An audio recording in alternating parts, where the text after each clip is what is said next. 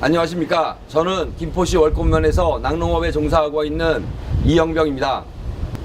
제가 보기에 현재 정부에서 추진하고 있는 무허가 축사 적법화 과정은 여러 가지 문제가 있다고 생각합니다.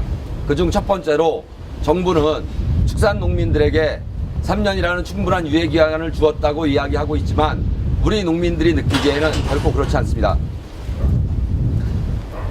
정부가 2014년 3월 23일 법 개정을 한 이후에 실질적으로 우리 농민들이 움직일 수 있는 세부 실시 요령을 내오기까지 1년 8개월이라는 시간이 더 걸렸습니다. 우리 농민들은 그것이 나오기 전까지는 무엇을 해야 할지 알 수가 없었기 때문에 어떤 움직임도 할 수가 없었습니다. 그 이후에도 세부 실시 요령에서 지방자치단체에 위임한 4개 권역, 농림지역을 비롯한 4개 용도 지역에 대한 건폐율 상향 조치, 더불어 대통령령으로 위임된 이행강제금 경감 조치, 이런 것들을 지자체와 논의하는 과정이 또한 상당한 시간이 필요로 됐었고요. 그렇게 됨으로 인해서 농가들에게 주어진 시간은 채 1년도 되지 않는 상황이었습니다.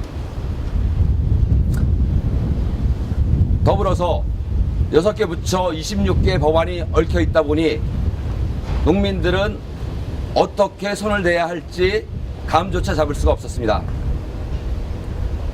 설계사무소에 일을 맡겼지만 설계사무소조차 너무 어려운 일이기 때문에 처음에는 여러 설계사무소들이 이 일을 해보겠노라고 덤벼들었지만 현재는 서너 개밖에 남아있지 않습니다.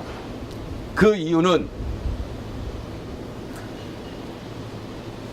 일단 설계사무소 입장에서는 관련 일과 관련해서 성공 보수를 받게 됩니다. 즉 농가가 설계사무소에 이 일을 위임하게 되면 설계사무소는 준공까지 끝내서 건축물 대장을 넘겨주어야만 보수를 농가로부터 받을 수가 있습니다. 하지만 앞에서 말씀드렸듯이 너무 많은 법안에 문제가 걸려 있다 보니 사전 협의 과정에서 거의 적법화가 어려운 농가들이 대다수고, 이렇게 되다 보니 돈이 안 되는 겁니다. 즉 설계사무소가 돈이 안 되니까 덤벼드는 설계사무소도 적어졌고 일 처리 또한 대단히 늦어질 수밖에 없었습니다. 더불어 저희가 바라볼 때 현재 정부가 추진하고 있는 무허가 축사 적법화는 가분법이 추구하고자 했던 축산업에 있어서의 친환경적인 축산업 영위, 지속가능한 축산업과는 거리가 있다고 생각을 합니다. 즉 아무리 무허가 축사를 적법화 한들 현재 문제가 되고 있는 악취 문제가 해결되지 않을 것이며 수질 오염 문제는 오히려 더 한층 강화가 될 것이라고 생각을 합니다. 그나마 무허가라도 축산 농가들이 비가림을 해왔고 이런 비가림이 수질 오염을 방지하는 데 톡톡한 역할을 해왔던 것이 사실입니다. 따라서 지속가능한 축산과 친환경 축산을 영위하기 위해서는 현재의 틀이 바뀌어져야 된다고 저는 생각을 합니다.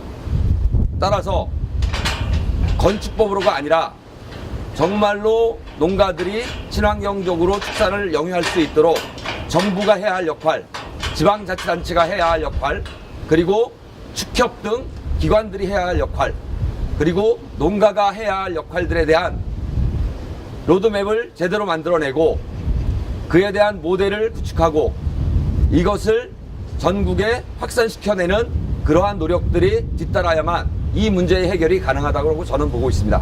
만약 정부가 계획한 대로 무허가 축사 적법화 법안이 연기가 되지 않은 상태로 지나가게 되면 전국에 6만여 농가가